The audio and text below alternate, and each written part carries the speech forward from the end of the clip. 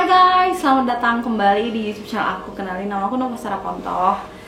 Hari ini hari Jumat, harinya Nova buka tentang kehidupan aku di Australia selama 3 tahun ini. Mulai dari yang penasaran kayak, gaji lo berapa? Oh, enak gak sih di sana? Atau kayak, Nov, lo itu persiapannya gimana sebelum lo ke Australia? Apa aja yang harus dibawa? Gue harus bawa Indomie sekardus. Pokoknya hari Jumat aku akan mendedikasikan untuk Australia. Nova bukan soal Australia. But first of all, sebelum aku mulai, I would like to say thank you so much. Karena di video aku yang pertama yang aku ngebahas tentang cara apply working holiday visa ke Australia, itu aku dapat 1000 views dari kalian. Aku sangat amat berterima kasih. Aku speechless, aku seneng, I'm surprised. Aduh, semuanya campur aduk. Dan sejak itu banyak banget temen-temen yang nge-DM aku di Instagram or Facebook yang nanya seputar Australia. Kayak misalnya, Kak, itu sistem potong gaji gimana? Berapa persen? Atau Kak, itu student visa boleh kerja berapa banyak? Dan segala macamnya. Jadi tanpa basa-basi lagi, mari kita let's go. Yang pertama yang mau aku bahas itu tentang status pekerja or employment status in Australia. Jadi ada 3, casual, full time, and part time. Yang mau aku bahas dulu itu full time sama part time. Mereka nih kayak kakak adik. Full time sama part time itu mereka itu seminggu itu mereka dapat jam kerjanya fix, nggak akan berubah. Terus yang kedua, enaknya itu full time sama part time itu dapat sick leave sama annual leave. Jadi kalau kamu lagi sakit terus kamu nggak bisa kerja terus diganti sama orang lain, itu kamu tetap digaji. Nggak enaknya sih ya kalau full time sama part time gaji kalian itu lebih kecil dibanding casual.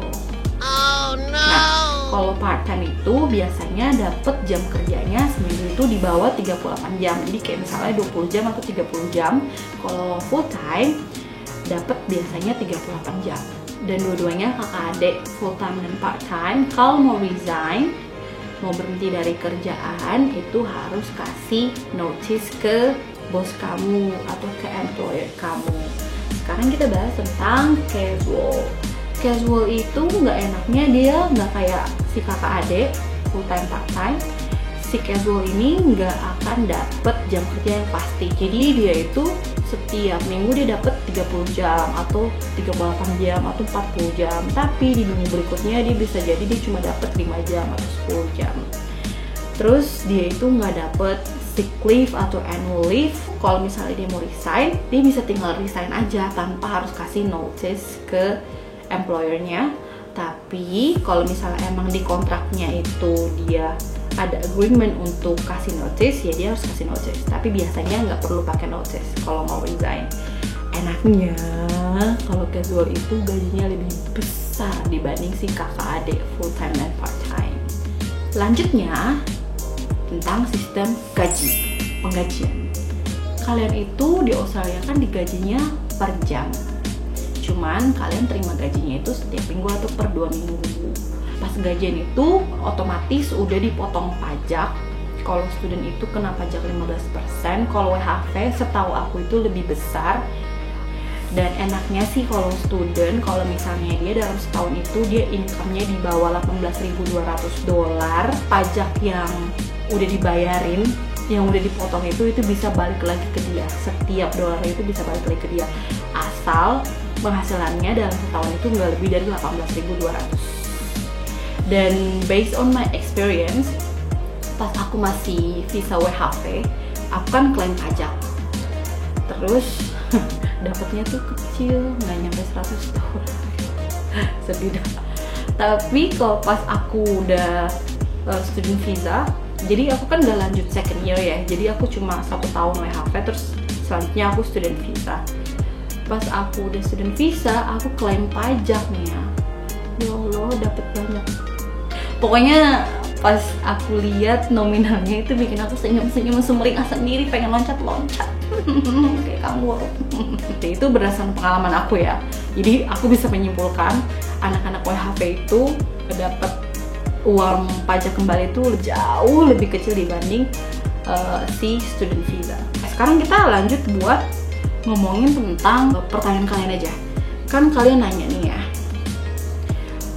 mengenai sistem potong gaji.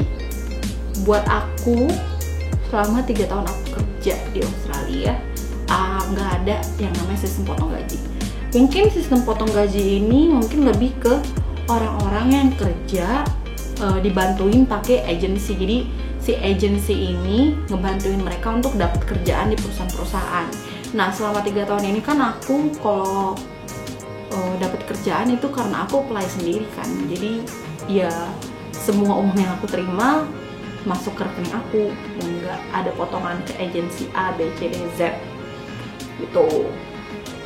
Terus pertanyaan yang tentang student visa.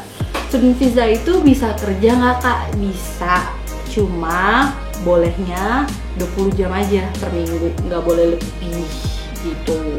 Terus WHV tuh bisa kerja berapa banyak sih? WHV itu enaknya bisa kerja sebanyak-banyaknya, semampu yang kamu bisa.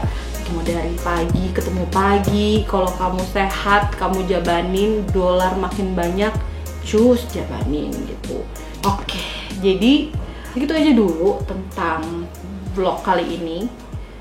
Semoga membantu, semoga dapat insight atau manfaat gitu. Kalau misalnya kalian ada pertanyaan, monggo di type di kolom komentar. Aku akan membantu, aku akan mencoba untuk menjawab sebisa aku. Dan makasih banyak teman-teman udah nonton sampai detik ini. Terima kasih banyak. And I'll see you guys on my next video. Dadah!